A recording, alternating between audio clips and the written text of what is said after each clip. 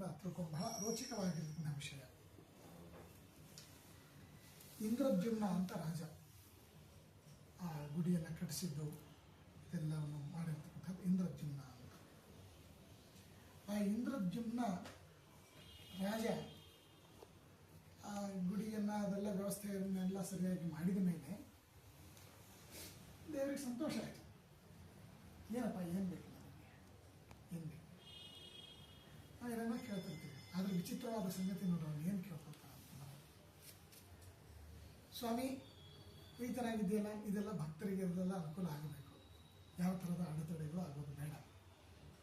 ನೀ ನನಗೆ ವರ ಕೊಡೋದಾಗಿತ್ತು ಅಂದ್ರೆ ಏನು ಕೊಡ್ತೀವಿ ಗೊತ್ತಾ, ನನಗೆ ಮಕ್ಕಳಾಗೋದು ಬೇಡ, ಮಕ್ಕಳಾಗೋದು ಬೇಡ. ನನಗೆ ಆಶ್ಚರ್ಯ, ಇದೇನಿದು ಭಾಳ ಜನ ಮಕ್ಕಳಾಗಿರ್ಬೇಕಂತ ಕೇಳ್ಕೊಳ್ತಾರ, ನೀವು ಮಕ್ಕಳು ಆಗೋದು ಬೇಡ ಅಂತ ಕೇಳ್ತಾ ಇದ್ದಿಲ್ಲ. ಯಾಕೆ ಯಾಕೆ ಅಂತ ಏನಿಲ್ಲ, ನಿನ್ನ ಸೇವಾ ಕೈಂಕರ್ಯ ನಾನು ಭಕ್ತಿಯ ಭಾವದಿಂದ ನಾನು ಮಾಡೀನಿ. ನಾಳೆ ನನ್ನ ಮಕ್ಕಳು ಮೊಮ್ಮಕ್ಕಳು ಮರಿಮಕ್ಕಳು ಬಂದು ನಮ್ಮ ತಾತ ಕಟ್ಟಿಸಿದ್ದು ನಮ್ಮ ಅಧಿಕಾರ ನಡಿಬೇಕು, ನಾವಿದು ಮಾಡಬೇಕು ಅಂತ ಇಲ್ಲಿಯ ಸೇವಾ ಕೈಂಕರ್ಯಕ್ಕೆ ಪ್ರತಿಬಂಧಕ ಮಾಡಬಹುದು. ಅದಕ್ಕೆ ಆ ಥರ ಪ್ರತಿಬಂಧಕ ಮಾಡಬಾರದು, ಅದಕ್ಕಾಗಿ ಬೇಡ. ದೇವರಂತಾನೆ ಸರಿ ಆಯಿತು, ನಿನ್ನಿಷ್ಟ ಅದೊಂದು ಆಯಿತು ಅಂತ.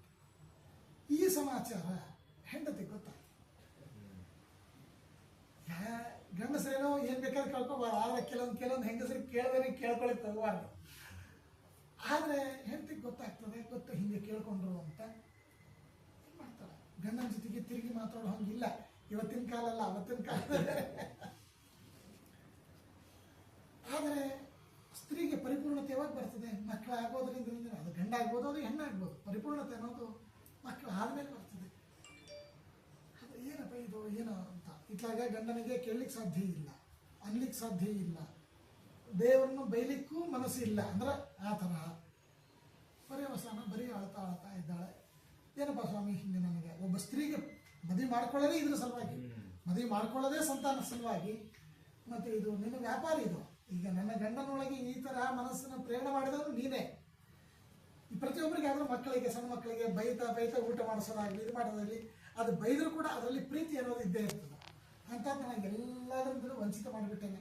ನೀನು ಮೋಕ್ಷ ಕೊಡ್ತಿಲ್ಲ ನಂಗಲ್ಲ, ನನ್ನ ಭಕ್ತರಿದ್ದ ಟಕ್ ಅಂತ ಹೇಳಿ ನೀನು ಮೋಕ್ಷ ಕೊಡ್ತೀವಿ. ಆದರೆ ಲೌಕಿಕವಾಗಿ ಹುಟ್ಟಿಸಿ ಆ ಸಂದರ್ಭಗಳಲ್ಲಿ ಆ ಪ್ರಸಂಗವನ್ನು ಕೊಟ್ಟು ನೀನು ನಮಗೆ ಅನುಗ್ರಹ ಮಾಡಬೇಕಲ್ಲ. ಆದರೆ ಇವತ್ತು ನನಗೆ ಅದು ಇಲ್ಲೇ ಇದ್ದಂಗೆ ಮಾಡಿಬಿಟ್ಟಲ್ಲ. ಮಕ್ಕಳು ಊಟ ಮಾಡಿಸ್ತಾ ಇದ್ದೆ, ಮಕ್ಕಳ ಜೊತೆಗೆ ಆಟ ಆಡ್ತಾ ಇದ್ದೆ, ಅದರಿಂದ ಹೆಣ್ಮಕ್ಳಿಗೆ ಒಂದು ತೃಪ್ತಿ ಇರ್ತದೆ. ಅದು ಯಾವುದೂ ಇಲ್ಲ ಅಂತ ನೀವು ಮಾಡಿಬಿಟ್ಟಿಯಲ್ಲ ಅಂತ ಭಾಳ ದುಃಖ ಪಡ್ತಾ ಇರ್ತಾಳೆ, ಅಳ್ತಾ ಇರ್ತಾಳೆ. ಗಂಡನ ಮುಂದೆ ಹೇಳ್ಕೊಳ್ಳೋದಿಲ್ಲ ಆ ಸಿಟ್ಟನ್ನು. ಅಂದ್ರೆ ನೋಡ್ರಿ, ಆ ಸಿಟ್ಟನ್ನು ತನ್ನ ಕಣ್ಣೀರಲ್ಲೇನೆ ಹಾಕಲಿಕ್ಕೆ ಶುರು ಮಾಡ್ತಾಳೆ. 1 ದಿವಸ ಆಗ್ತದೆ, 15 ದಿವಸ ತಿಂಗಳು ಆಗ್ತದೆ.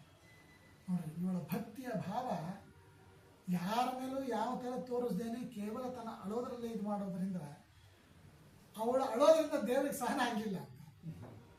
ದೇವ್ರ ಅಕ್ಕಿ ಹತ್ರ ಬರ್ತಾ ಇದ್ದ, ಯಾಕೆ ಹೇಳ್ತಾ ಇದ್ದಿ, ಏನು ಹಳ್ಳಿಕ್ಕೆ ಏನಾಗಿದೆ ಸ್ವಾಮಿ, ಎಲ್ಲ ನೀನೇ ಮಾಡಿದ್ದು, ಮತ್ತು ಹಳ್ಳಿಕ್ಕೆ ಏನಾಗಿದೆ ಅಂತ ಕೇಳಿ ನಾ ಏನು ಮಾಡಲಿ. ಇಲ್ಲ ನಿನಗೇನು ಅಪೇಕ್ಷೆ, ಏನು ಅಪೇಕ್ಷೆ ಇತ್ತು, ಮಕ್ಕಳಾಗಬೇಕು ಅನ್ನೋ ಅಪೇಕ್ಷೆ ಇತ್ತು, ಮಕ್ಕಳಾಗಬೇಕು ಅನ್ನೋ ಅಪೇಕ್ಷೆ. ಮತ್ತು ನನ್ನ ಗಂಡನ ವ್ಯತಿರಿಕ್ತವಾಗಿಂತ ನಾನು ಏನು ಮಾಡ್ಲಿಕ್ಕೆ ನಾನು ಸಾಧ್ಯ ಇಲ್ಲ. ಅದನಂತರ ತೆಗೆದುಬಿಟ್ಟು ನಾನು ಅದಕ್ಕಿಂತ ಇನ್ನೇನು ಮಾಡಲಿಲ್ಲ. ಮಕ್ಕಳಿದ್ದರೆ ಊಟ ಮಾಡಿಸ್ತಾ ಇದ್ದೆ, ಆಟ ಆಡ್ತಾ ಇದ್ದೆ, ಅಂದ್ರೆ ಅವ್ನು ಬೆಳೆಸ್ತಾ ಇದ್ದೆ, ಮತ್ತು ವಂಶೋದ್ಧಾರ ಆಗ್ತಾ ಇದ್ರು.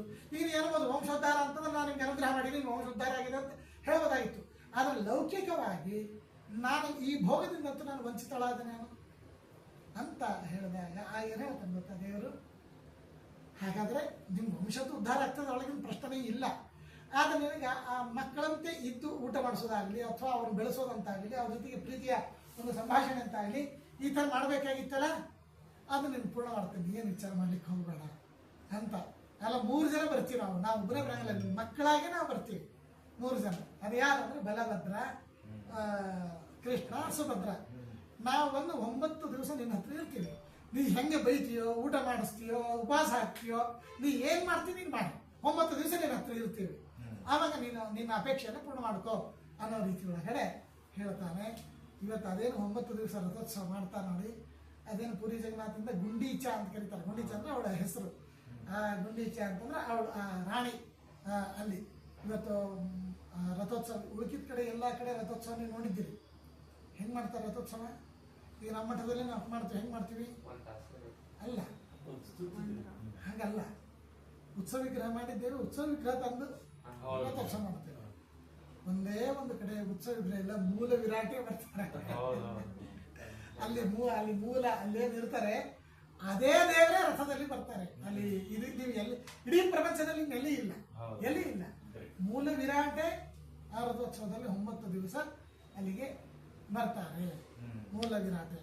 ಹಾಗೆ ಅಲ್ಲಿ ಅಲ್ಲಿ ಅನೇಕ ಥರದ ವೈಭವ, ಅನೇಕ ಥರದ್ದು ಇದು. ಅಲ್ಲಿ ನಡುವ ಲಕ್ಷ್ಮೀದೇವಿ ಜಗಳ. ನನಗೆ ಲಕ್ಷ್ಮೀದೇವಿ ಅಡಿಗೆ ಮಾಡ್ತಾ ಇಲ್ಲ, ಅಡಿಗೆ ಕೆಲಸ.